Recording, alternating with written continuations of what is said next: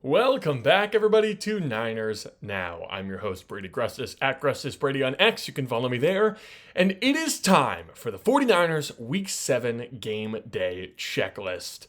The Niners are in prime time this week in front of the entire nation on Sunday Night Football, and they're going up against a team who wants to make a statement. And of course, stick around until later in the show because we've got to talk about the three key matchups for Sunday's game. But before we begin, go ahead and subscribe down below, leave a like, leave a comment, and let's get into it. But first, some good news. George Kittle is expected to be activated from injured reserve this week, and while it is not official yet, he said that he expects to play Sunday night. This would be a huge return for the 49ers. It sounds like Kittle fully tore his hamstring back in week 1, and they didn't want to rush him back, but I'm really hoping that by now he's fully healthy and ready to go.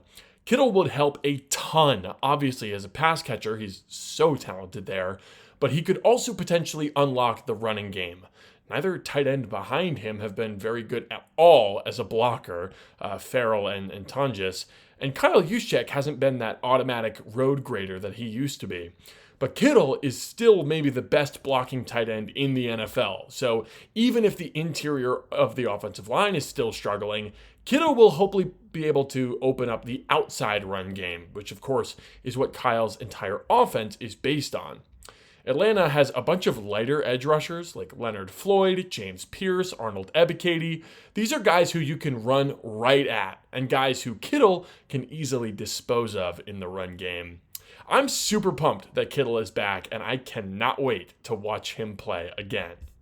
So now let's get into this week's game day checklist. You guys know the drill by now, but if this is your first time watching my videos, then I've got a list of 3 things that the Niners absolutely have to do in order to win on Sunday. Let's start with the most important one in my opinion. The Niners have to get in Michael Penix Jr.'s head. The Falcons started the season off pretty poorly, I thought, 1-2 through their first 3 weeks, and that one win was against J.J. McCarthy. But since then, they are 2-0 against the Commanders and the Bills. And when Penix plays well, they usually win. When he doesn't, it gets a little ugly. In that 3-game stretch to start the year off, Penix had 1 touchdown and 2 picks, and didn't even crack 65% completion. But in their 2-game win streak, he's got 3 touchdowns and only 1 pick. When Penix is rolling, this offense is really hard to stop. But if he's a little bit shaky, that opens the door wide open for the 49ers to take this game. So my number 1 item on the game day checklist is to get him guessing. Get in his head. Make him question what he's seeing. Make him hesitant. Throw off his timing. Make him frantic. Penix is 25, and in his first full year as a starter, he's only played in 10 games so far. He's basically still a rookie if you think about it. So you have to make him look like one. Throw some weird blitzes at him. Send Upton Stout at his blind side. Drop Mykel Williams back in coverage. Really mix things up. This is the kind of stuff that I was advocating for in my video earlier this week. I want weird and unpredictable defense from Robert Saleh. This is a game where the defense could legitimately win it for you. It's going to be very difficult without the 2 stars, but I think it is still possible. When there's a young quarterback under center, games can turn on their head very, very quickly. So Saleh, if you're listening to the show, I want Michael Penix to have nightmares about you for the rest of the season. The defense, I think, is going to be key in this one, but they can't do it alone. The offense is going to have to put up some points on Sunday, and to do that, they need to get the ball out fast. That's the next key on our game day checklist here. Mac Jones has the 8th fastest average time to throw in the NFL for quarterbacks who have played more than 100 snaps, and I'm assuming that Mac is going to be the one to go here on Sunday. On average, Mac is getting the ball out within 2.5 seconds flat. That's really quick. Usually it's too quick for a defense to come get you. The Falcons have some talented pass rushers, but they don't have that elite game-changing player in the front 7. Guys like Jalen Walker, James Pierce Jr., Arnold Ebiketie, Leonard Floyd, David Onyemata, they're all talented. This is a good group, but they're not superhuman. If Mac can stay on time and get the ball out quickly, then the pass rush will be absolutely neutralized. I mean, we saw the Bengals defeat the Steelers on Thursday night by getting the ball out quick and getting it to the playmakers. This Falcons defense, to give them some credit, it's greater than the sum of its parts. They've sacked the quarterback in every single game so far, and they've forced a turnover 4 games in a row. I think yardage-wise, they're the number 1 defense in the NFL. But the key to victory here is to not let them get rolling. In their 3 wins, the Falcons have 5 interceptions, 2 fumbles recovered, and 12 sacks in 3 games. That's crazy. But in their 2 losses, of course, they've got 0 interceptions, 1 fumble recovered, and only 2 sacks. This is not surprising, I know, right? When the defense plays well, they win games. Makes sense.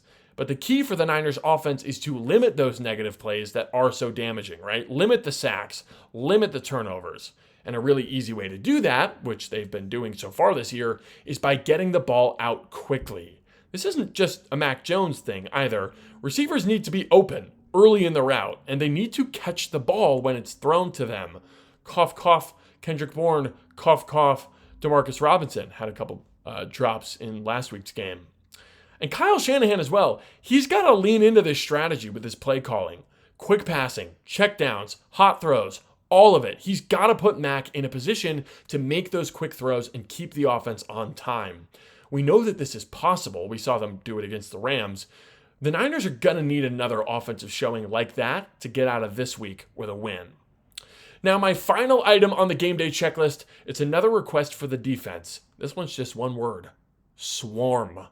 This defense is at its best when all 11 guys are playing with their hair on fire, flying to the ball with violence and wrapping up as a unit. When there's 4 defenders at the ball carrier every time a tackle is made, then you know a team is absolutely swarming. And man, it is fun to watch. I mean, we've heard Robert Saleh talk about this in press conferences before. It's a sign of energy, and it's a sign of dominance. And that's what I want to see out of the defense on Sunday. Because it's not just, oh, you've got to play perfect coverage, or you've got to exactly diagnose your run fits, right? Swarm is pure effort. You can have the worst play that you've ever made and still get over the ball carrier and help with the tackle. It is pure effort, which is why, I love seeing it so much, right? This is not just me, fishing for aura moments from the defense or anything. It'll be extremely important to swarm on Sunday night because of a certain running back named Bijan Robinson. Bijan is one of the most explosive players in the NFL. And if you are any sort of sloppy as a tackler, he's gonna punish you. He had that insane 81-yard touchdown last week, and he makes those kinds of plays with ease. In order to fully shut him down, you have to give a lot of defensive attention to him, and that includes after he gets the ball. Bijan is so good at making one guy miss, but if you can put 3 defenders on him by the time he catches the ball, or, by the time he makes it to the line of scrimmage on a run play, then it gets much easier to make the tackle. If the defense swarms all over the field, not just to Bijan, then hopefully they will limit yards after contact and make it a lot easier to get off the field and get the ball back to the offense. So that is your Week 7 game day checklist. Get in Penix's head, get the ball out fast, and swarm. That's what I think the Niners need to do to get the win this week. But what do you think? Leave your thoughts down below in the comments.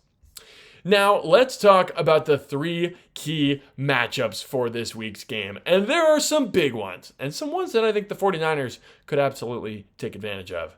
So let's get right into the list, starting with Renardo Green versus Drake London.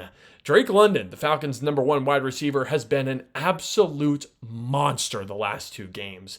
8 catches for 110 yards and a touchdown in Week 4, and then 10 catches for 158 yards and a touchdown in Week 6.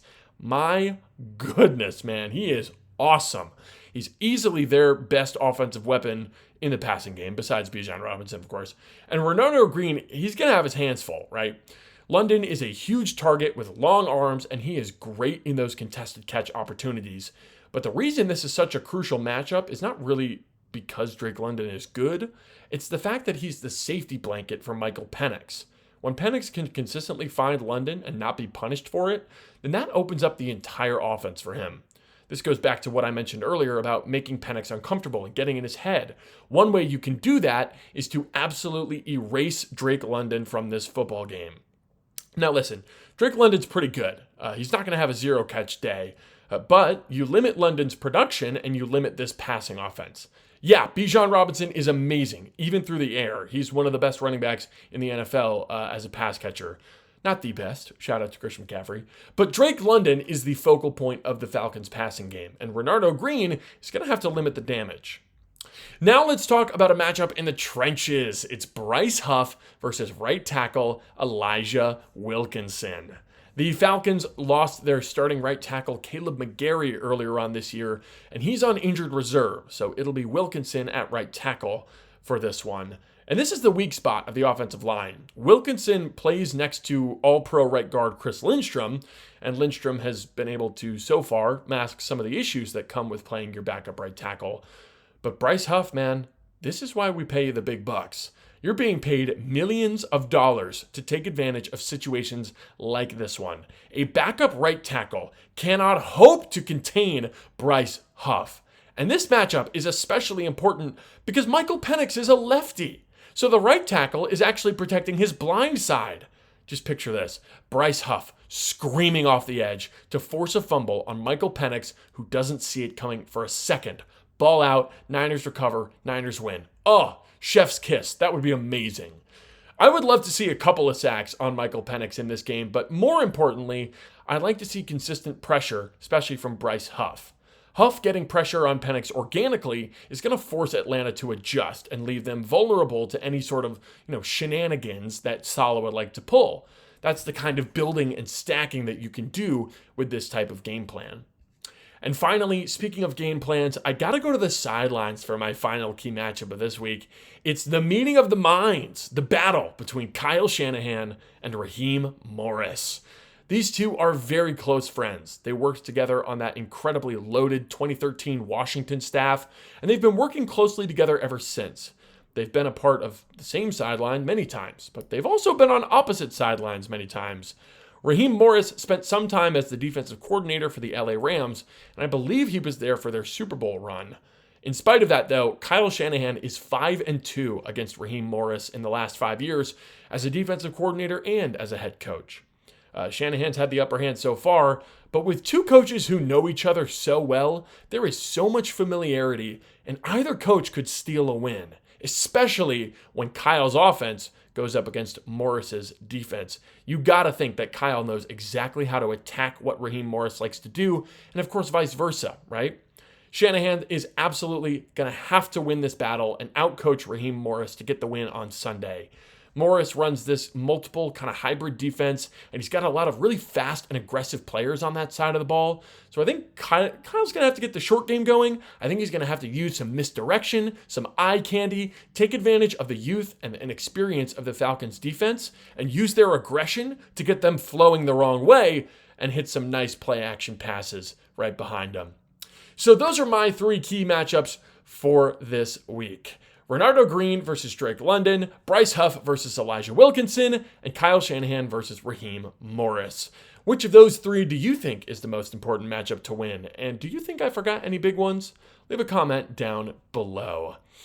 So that is all for today's episode. Who do you think gets the win on Sunday night? Niners or Falcons?